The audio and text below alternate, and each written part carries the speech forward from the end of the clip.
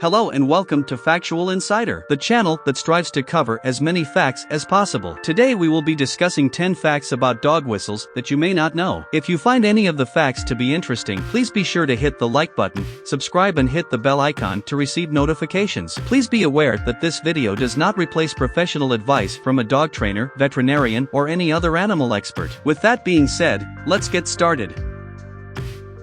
Number 1. Dog whistles have been used for many years and have been proven to be useful tools to help train dogs, play with them, and help with different commands such as fetch, staying, sitting, and more. Since dog whistles are a very audio-oriented tool, it is important to understand that dogs can hear very quiet whistles, so sometimes a loud whistle is not necessary and can sometimes harm your dog's hearing. Scientists at the University of Adelaide in Australia have said that dogs are capable of hearing higher frequencies of sounds of 70 to 100 kHz and can hear sound frequencies that are 3 times as high compared to humans. It's recommended for potential whistleblowers to play around with different sounds and tones to see what will work best for different commands and activities. Number 2. When it comes to dog whistles, there are 2 types of whistles. There are audible whistles and silent whistles. Interestingly, the audible whistles are whistles that can be heard by the whistleblower, while the silent whistle cannot be heard by the whistleblower but instead can be heard by the dog only due to the better hearing capability that dogs have than compared to humans. Audible whistles can be helpful when trying out different sounds to use to see which sounds that you want to use and if you're being consistent with the sounds that you want. Silent dog whistles can be preferred by dog owners as sometimes they are viewed as having less noise interference towards other people nearby. Number 3.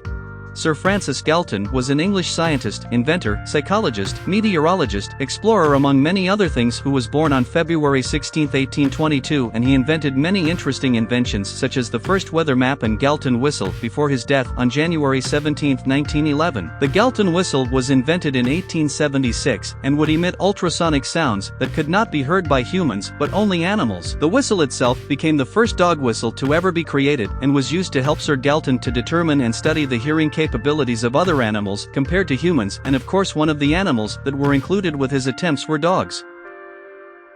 Number 4.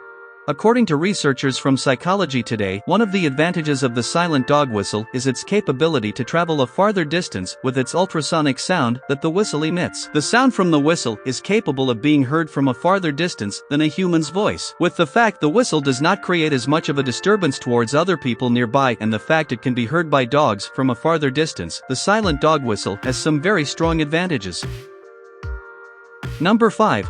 For many dog owners, the volume of a dog whistle is often a concern if the sound itself can be painful or harmful towards dogs. Of course, it is never recommended to blow a whistle next to a dog's ears or any other animal's ears, and to never blow a dog whistle at full strength. As a reminder from before, the hearing of dogs can hear higher frequencies than humans, resulting in dogs being more sensitive to sounds. A sound that may seem harmless to you has the potential to be painful to your dog. Cats are also more sensitive to hearing than dogs, so if you are also a cat owner, it is recommended to be extra mindful. Generally, dog whistles include instructions on appropriate usage. However, it is still always recommended to talk to a veterinarian or an animal expert experienced with dogs to be safe. Number 6.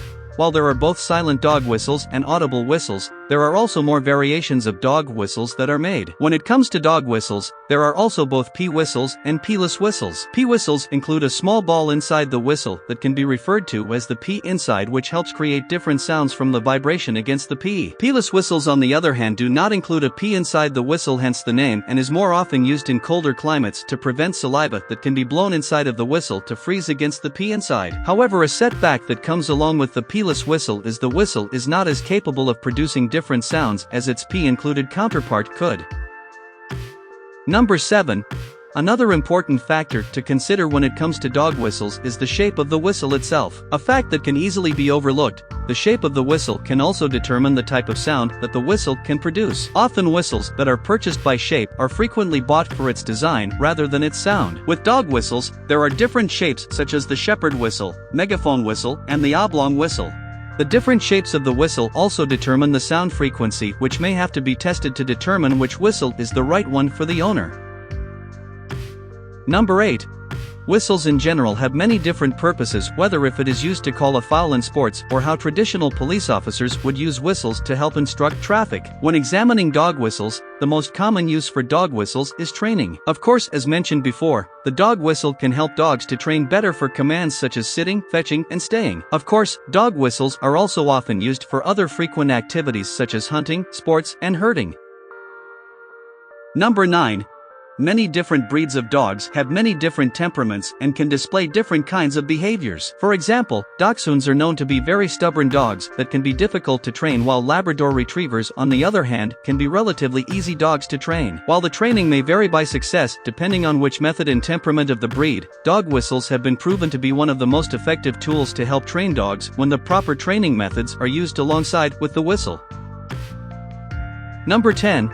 With many different things that exist, there is always a balance to strive for to make sure there isn't too much or too little. Of course, this philosophy also applies to dog whistles. Using dog whistles too much can not only upset dogs and make them feel uncomfortable, but can also make the whistle ineffective as a training tool. While using an audible dog whistle, it is more obvious to people in general when excessive use is unnecessary. Silent whistles, however, can still bring discomfort to dogs when used excessively due to the cunning hearing ability that dogs possess. It's always recommended for dog whistles to be used only when necessary, and if visible discomfort can be seen, it is definitely recommended to stop.